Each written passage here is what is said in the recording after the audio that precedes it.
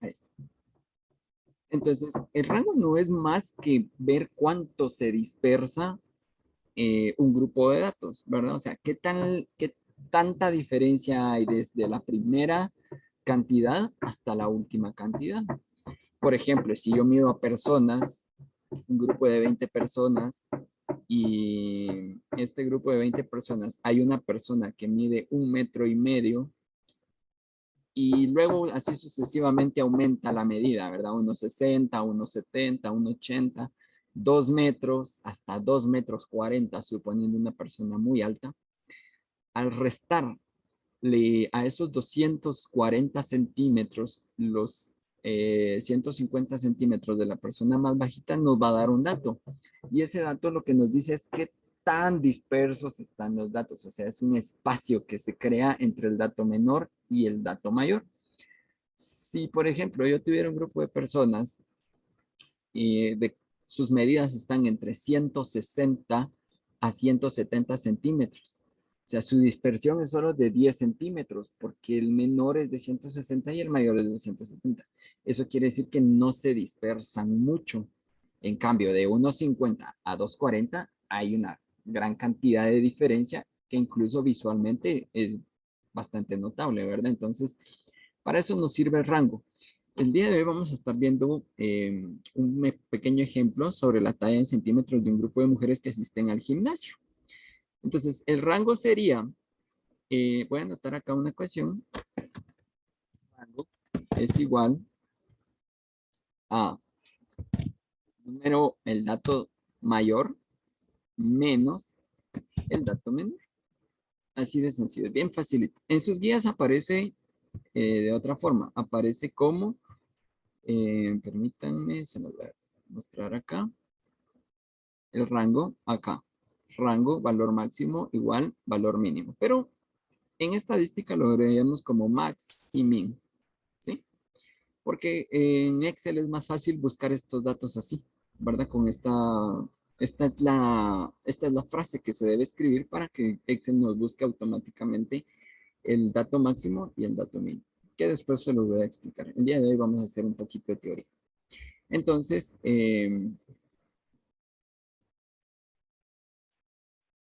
quiero que leamos acá la definición donde dice, el rango es considerado como la medida de dispersión más simple para el análisis de datos. No ofrece mucha información sobre la variabilidad de los datos por estar basada solo en valores extremos, razón por la cual debe ser usada como complemento de otra medida de dispersión. Para el cálculo del rango se utiliza la siguiente ecuación, que es la que tengo acá. Ahora, ¿por qué no se utiliza mucho como una medida de variabilidad? Por lo que les decía. Por ejemplo, si yo tengo un grupo de 100 pescadores que durante el mes fueron a un lago a pescar, y de esos 100 pescadores, hubieron 2 pescadores que solo lograron sacar 2 peces del agua, y el resto de pescadores, o sea, los otros 98, tuvieron entre 20 y 40 peces. Entonces yo, al hacer el rango, voy a tener a esas 2 personas que sacaron 2 peces comparados con los que sacaron hasta 40 peces. Entonces el rango me va a dar un rango muy amplio de dispersión, pero en realidad solo esas 2 personas sacaron 2 peces. El resto está entre 20 y 40. Entonces por eso es que no ofrece mucha información, porque en realidad nos está corriendo el rango. Esos 2 individuos que pescaron dos peces nos están abriendo ese rango de variación, cuando realmente 2 personas de 100 no sería muy significativo. Entonces, por eso es que no mucho se utiliza como una medida de variabilidad, sino que solo la utilizamos como un complemento para analizar información. Entonces, vamos a hacer este pequeño ejemplo que está acá, que dice, para los datos sobre talla en centímetros de un grupo de mujeres que asisten al gimnasio, el rango sería dato máximo menos el dato mínimo. A ver, quiero que me ayuden a rango es igual a, ¿cuál es el dato máximo de esta serie de datos? Ya están ordenados. 175. 175 centímetros, ¿verdad? Esta es la medida más fácil, creo yo, que se calcula en la estadística.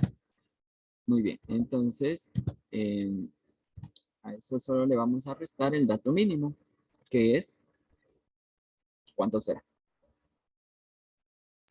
150. 150, muy bien. Esa la podemos hacer incluso mental, esa operación la podemos hacer mentalmente y el rango es igual a 175 menos 150,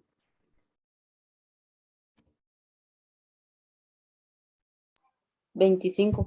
25. ¿25 qué? Centímetros, ¿verdad? Porque estamos hablando de la talla en centímetros de un grupo de mujeres que asisten al gimnasio. Ahora, ¿cómo se interpreta esto? Bueno, yo acá lo podría interpretar de la siguiente manera. Podría decir la variabilidad de la estatura de las mujeres que asisten al gimnasio es de 25 centímetros, que van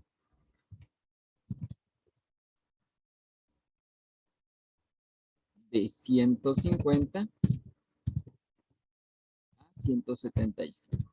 En el caso del rango siempre tenemos que decir de qué estamos hablando. O sea, estamos diciendo porque yo puedo poner la estatura de las mujeres que asisten al gimnasio, perdón, la variabilidad es de 25 centímetros. Pero entre qué cantidades, ¿verdad? Entonces, tengo que colocar siempre esta pequeña descripción, que van de 150 centímetros a 175 centímetros. Porque si no, si yo pongo, solo varían 25 centímetros, pero ¿qué? ¿Cuánto mide la más chiquita? 100 centímetros y la más alta 125.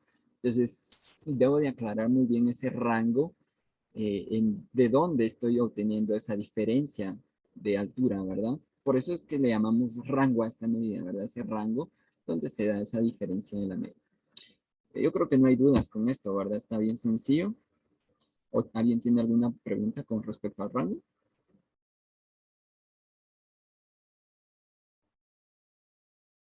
Si no es así, pasamos al rango intercuartil. ¿Alguna duda? Si no, un dedito arriba, si está claro. No hay dudas, profe. Muy bien. Gracias, Brian. Muy bien, entonces vamos a pasar al siguiente tema, que es el rango intercuartil. Ahora, el rango intercuartil, voy a mover un poquito acá para que podamos ver todo esto. Muy bien. El rango intercuartil se denomina de esta manera porque es una medida de dispersión que evita que los valores extremos influyan en el conjunto de datos. El rango intercuartil lo podemos abreviar como RIC, ¿sí? Rango intercuartil. Se calcula mediante la diferencia entre el cuartil 3 y el cuartil 1. Es decir, el rango intercuartil corresponde al rango del 50% ubicado en el centro de los datos. Se recuerdan que el cuartil 1 está al 25% del inicio de los datos y el cuartil 3 está al 75% del total de datos, ¿Sí se recuerdan de esa curva, verdad?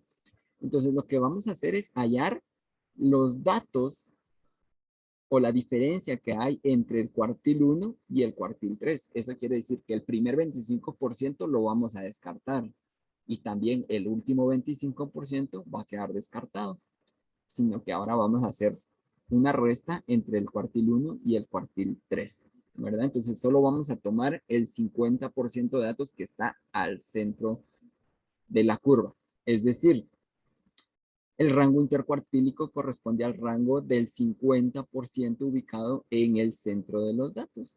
Se calcula mediante la siguiente ecuación. Bueno, no está acá, lo voy a anotar.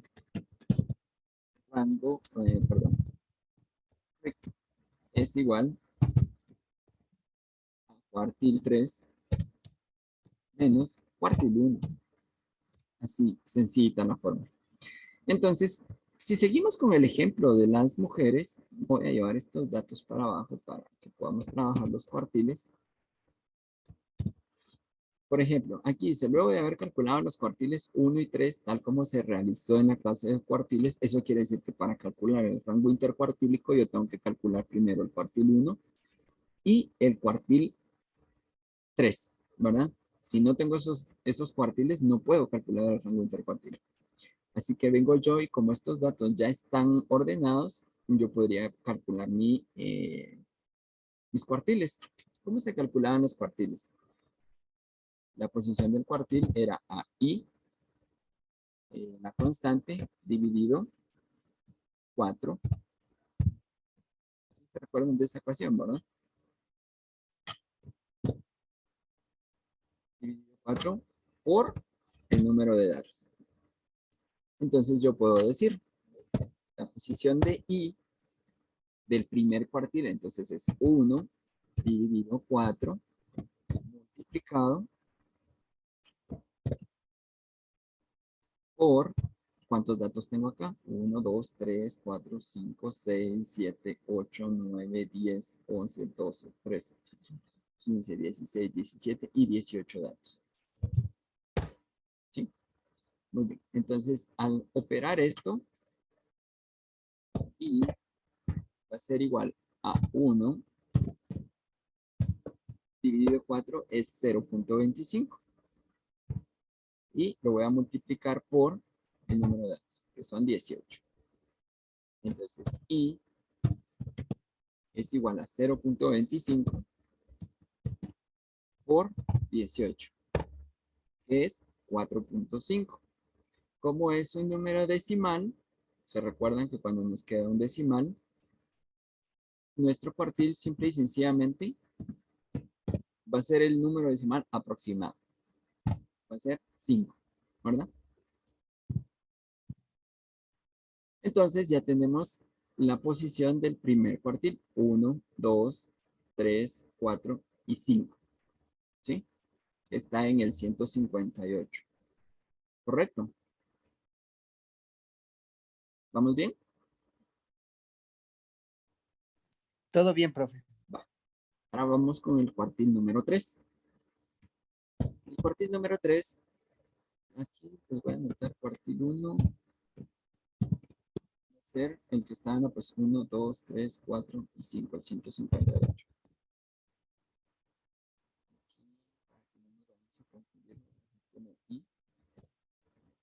La posición 5 y el cuartil va a ser el número que está en la posición 5, el 158. Bien, ahora para la posición del cuartil 3, misma ecuación, K dividido 4 por el número de datos. K es el cuartil que estamos buscando. Así que va a ser 3 dividido 4 por el número de datos que son 18. Vamos a resolver esto.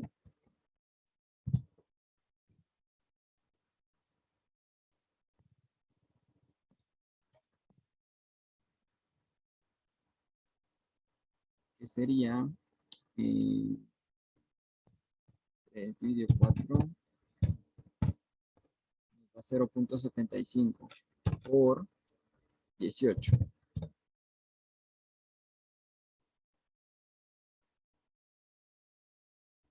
Entonces, I será igual a 0.75 por 18. ¿Cuánto nos da?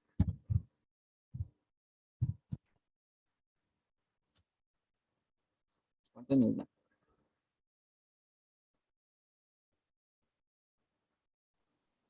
13.50. Muy bien, 13.5. Ajá, perfecto. Entonces, ahora nuestra posición la vamos a aproximar al siguiente, que sería 14, ¿verdad? Porque nos da un número decimal. Y la posición 14, ¿quién la ocupa? Pues 1, 2, 3, 4, 5, 6, 7, 8, 9, 10, 11, 12, 13 y 14. 168 centímetros. Entonces nuestro cuartil 3 será 168 centímetros. Está en la posición 14. Muy bien. Ahora voy a hacer un poco de espacio acá.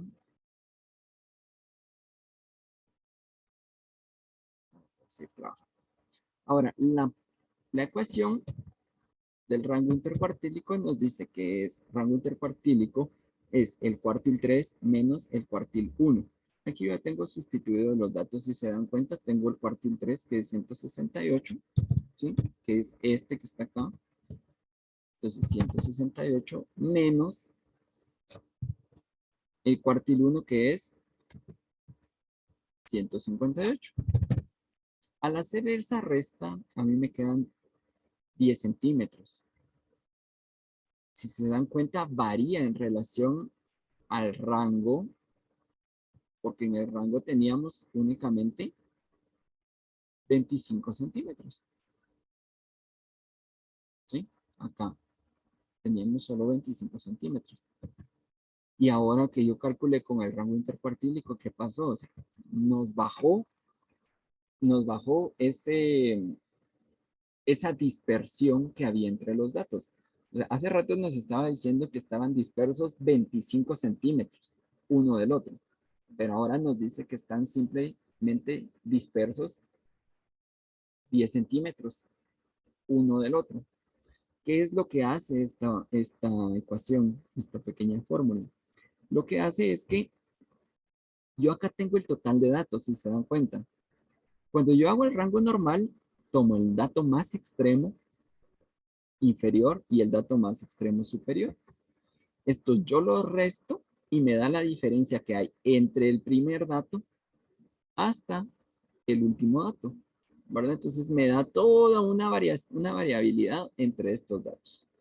Pero con los cuartiles cambia, porque ahora yo sé que me voy a ubicar en el cuartil 1, que es este 158, lo voy a pintar acá amarillo, y el cuartil 3, que estaba en la posición 14, ¿no? 1, 5, 6, 7, 8, 9, 10, 11, 12, 13 y 14. Lo voy a pintar acá. Entonces, ahora lo que estoy haciendo es que estos datos ya no los estoy tomando en cuenta. Entonces, estos quedan fuera de mi medición cuando yo hago el rango intercuartílico. Igual que estos quedan fuera de mis datos. Sino que ahora yo voy a calcular la diferencia que hay entre el 158 y el 168. O sea, las alturas más centrales, cerca del promedio. Recuérdense que la mediana y la media se ubican más o menos en esta región, ¿sí? Entonces, al quitar los valores extremos, los que son muy altas, las que son muy altas en este caso, y las que son muy bajitas, yo trato de reducir y centrarme más en los valores promedio. Entonces, yo lo que estoy haciendo es calculando mi rango intercuartil entre estos datos realmente, ¿sí? De lo que está del 168 al 158. Y eso me hace que el rango sea un poquito menos extenso y me da a mí una mejor capacidad de análisis. ¿Cómo interpretaría yo esto? Bueno, yo interpretaría acá que el rango intercuartil de las mujeres que van al gimnasio, ¿sí? Es de 10 centímetros de variabilidad. O sea, la altura de las mujeres es de 10 centímetros de variabilidad, excluyendo a estas tres mujeres que miden 1,5 metros y 1,55 metros estas dos, y excluyendo a las que están llegándole a 1,70 metros, ¿sí? A 1,70 metros, 1,72 metros, 1,75 metros. Las estoy excluyendo del grupo de medición en este caso, para que el rango sea más aproximado a lo que podemos encontrar si volvemos a realizar este estudio. Por ejemplo, yo voy a otro gimnasio, seguramente voy a encontrar datos muy similares, porque bueno, aquí en Guatemala las mujeres, la altura de las mujeres está entre 1,55 a 1,66, 1,67, ¿verdad? No es muy, la altura de las mujeres no es demasiado. Encontrar una mujer que esté entre 1,72 a 1,75, pues ya es una altura bastante considerable. Y 1,50, que también es probable encontrarlo. Sin embargo, podemos decir que la mayor cantidad de mujeres va a estar en este grupito de acá. ¿Correcto?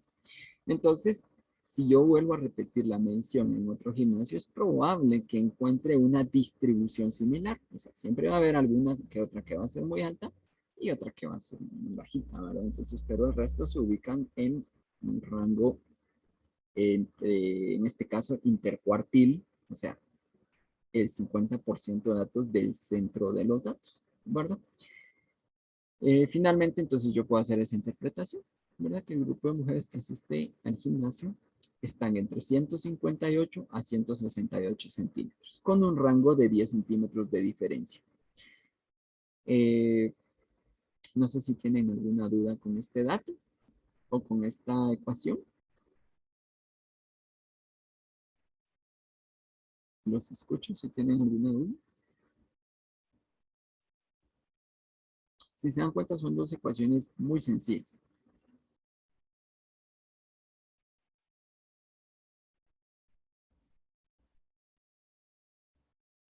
No hay dudas, profe. Creo que todo está claro. Bueno, entonces como ustedes ya saben calcular los cuartiles, ¿verdad? Tienen un ejercicio en la tarea donde hay que calcular el rango intercuartílico. Y obviamente para calcular el rango intercuartílico, ustedes van a tener que calcular el cuartil 1 y el cuartil 3 de los datos que allí están para poder calcular su rango intercuartílico. Entonces, como ya en la clase anterior hemos visto cómo se calcula el cuartil 1, el cuartil 2 y el cuartil 3, en este caso solo les va a servir el cuartil 1 y el cuartil 3, ¿verdad? Para el ejercicio de la tarea, se los voy a presentar acá, yo creo que ya algunos tal vez ya lo vieron. Si se dan cuenta aquí, dice que en un hotel trabajan 2 empleados a los cuales se les aplica una evaluación de desempeño. Voy a hacer un poquito más grande. Se les aplica una evaluación de desempeño y sus calificaciones fueron de 5 hasta 19 puntos, ¿sí? Eso quiere decir que en la prueba tenía un valor de 20 puntos, pues alguien sacó una nota muy baja, alguien sacó una nota muy alta, y pues entonces ustedes primero calculan el rango e interpretan esa dispersión. En segundo lugar, pues ustedes van a calcular el cuartil 1 y el cuartil 3 de estos datos para poder calcular finalmente el rango intercuartil y anotar la interpretación. O sea, ¿qué podemos interpretar de los dos empleados que se practicaron esta evaluación? ¿Están bien? ¿Hay mucha dispersión entre los datos? O sea, ¿hay alguien que de verdad necesita estudiar más y hay alguien que está muy bien preparado? O sea, ¿qué dispersión hay entre ellos? ¿Están muy lejos? ¿El grupo es homogéneo o es muy heterogéneo? Homogéneo significa que todos conocen o tienen más o menos los mismos conocimientos. Heterogéneo es que quiere decir que hay mucha diferencia entre lo que sabe uno y el otro, ¿sí? Entonces ustedes anotan su interpretación, ¿verdad? Ustedes van a decir, no, pues en el rango intercuartil se ve que no hay mucha diferencia entre el que sacó una calificación baja y alta. Entonces, ustedes pueden proponer que haya un plan de mejora o una capacitación para los empleados para que puedan aumentar su nota en una siguiente evaluación, por ejemplo, ¿verdad? Entonces, ustedes pueden ir viendo ya ese tipo de análisis, ¿verdad? Para eso nos sirve calcular esto. No sé si tienen alguna duda sobre la tarea. Está bien fácil, está bien sencillita. ¿Cuánto tiempo nos quedan? Nos quedan 10 minutos. Muy bien. Quiero avanzar un poquito más en esta guía. Si se dan cuenta, en esta guía hay una parte más que se llama medidas de dispersión, medidas de desviación promedio. Bueno, entonces voy a ir aquí a Excel, a ver si nos da tiempo a avanzar lo suficiente, pues avanzamos esto y si no lo terminamos de ver en clase. Al menos ya vimos lo que es el rango y el rango intercuartil, que es la tarea que está para esta semana. Entonces vamos a empezar a ver un poquito de esto. ¿Qué son las medidas de desviación promedio? Muy bien, las medidas de desviación promedio dice que son las descripciones más completas de la dispersión y son aquellas que manejan la desviación promedio respecto a alguna medida de tendencia central. Entonces, estas medidas de desviación promedio están estudiadas de acuerdo a la mediana y a la media, que son nuestras medidas de tendencia central, que ya ustedes ya las saben calcular. Vean, para este caso no vamos a estar trabajando mucho lo que era la media geométrica y las otras medias. No, nos vamos a centrar en la media aritmética, que es la que más se utiliza, ¿verdad? Las otras medias, pues, son para casos especiales. Entonces, las medidas de tendencia central, pues ustedes ya saben, la mediana, la media aritmética, la moda, que son las que se ubican más al centro de la curva, de la gráfica. En esta clasificación, las más utilizadas son, o sea, en esta clasificación de medidas de dispersión, son la varianza y la desviación estándar. Ambas dan una distancia promedio de cualquier observación del conjunto de datos respecto a la media de distribución. Ahora, ¿a qué quiere decir esto de que ambas dan una medida de distancia promedio? Voy a hacer un gráfico acá.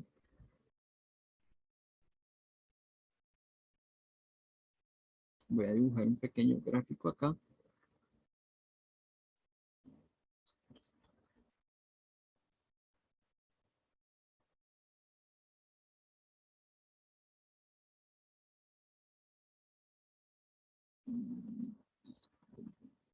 Me equivoqué acá de gráfico.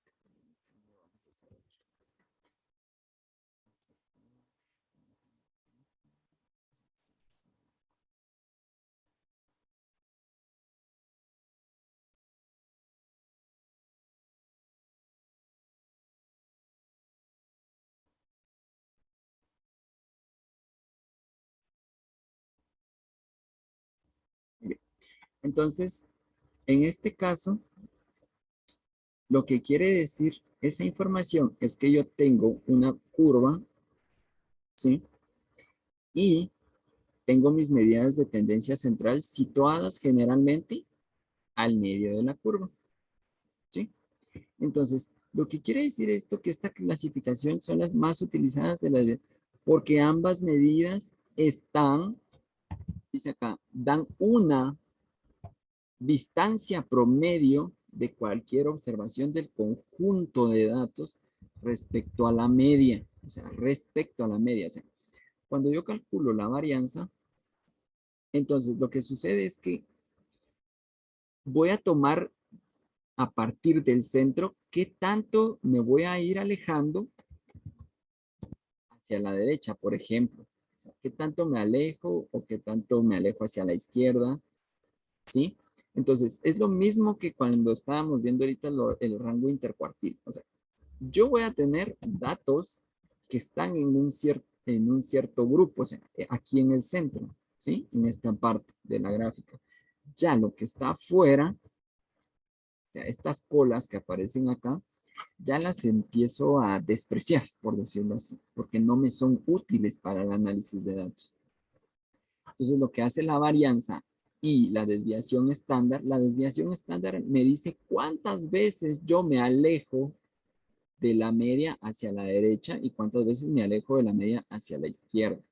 Esto no es tarea, así que no se preocupen si ahorita no queda claro el tema, lo vamos a terminar de ver en la siguiente clase. Pero es para que ustedes vayan viendo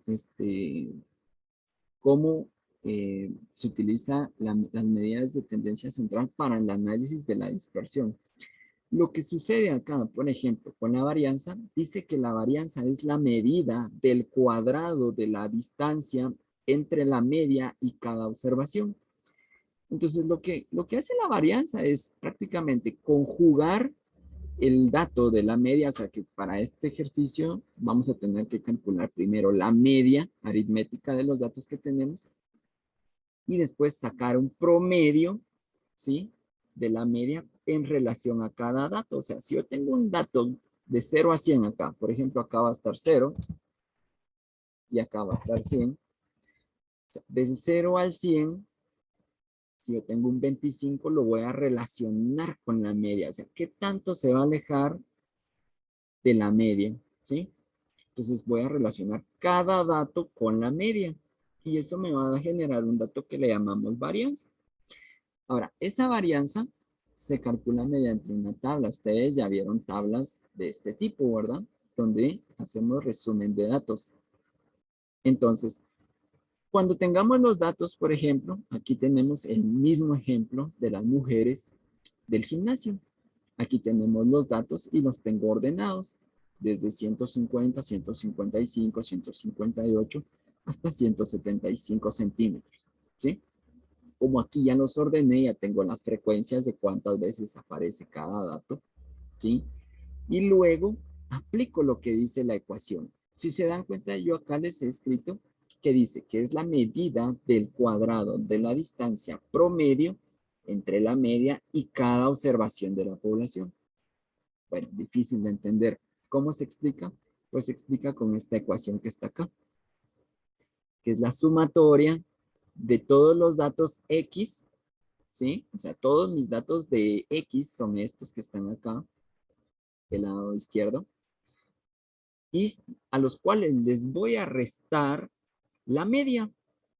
Yo previamente había calculado la media para este número de datos que era de 43.8. Entonces, al calcular yo la media, simple y sencillamente elevo yo al cuadrado esta diferencia, ¿sí? Que es lo que yo estoy haciendo acá. Entonces yo tengo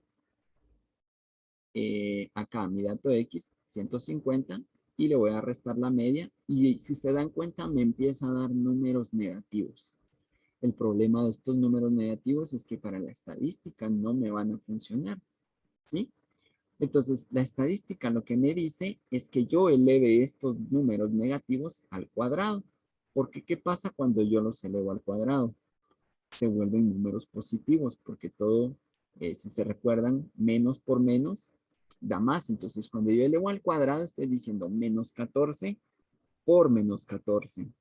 Al elevar esto al cuadrado, me queda 193. Entonces, si se dan cuenta, ya me empieza a dar números positivos, ¿sí?